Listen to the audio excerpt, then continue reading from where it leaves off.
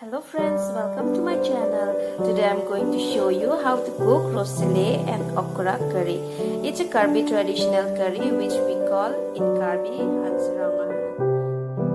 Let me show you. This leaf is Hanserong. In English it is called roselle. These leaves. And this is okra, our local Karbi okra. Okay? Now let's start cooking. You have to put the water and then you have to put the okra. Then put the lid. The okra cook for 40%. Now add salt according to your taste and add chili. This chili is local chili.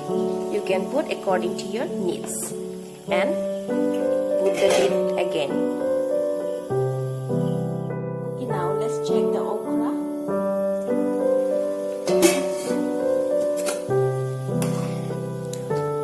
See, okra has cooked almost for 40%. Now let's add the roselle leaf, Hanserong leaf. I have washed it properly.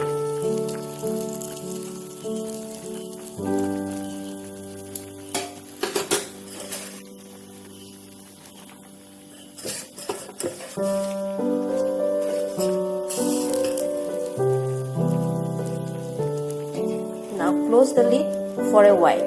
Now let's open the lid and stir the curry.